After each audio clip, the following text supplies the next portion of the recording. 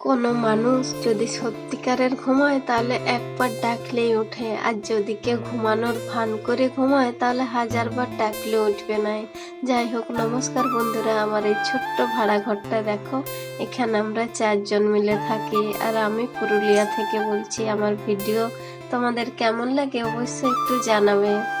YouTube, Instagram, Facebook যে যেখান থেকে দেখছো অবশ্যই একটু সবাই পাশে থাকবে, কারণ আমি এত লড়াই করছি বাচ্চার জন্য, বিশেষ করে বাচ্চাগুলোকে মানুষ করার জন্য। আমি যে আঘাতটা, কষ্টটা পেয়েছি, আমি চাই না তাদেরকে সেই রকম ভাবে কি কষ্ট দিক।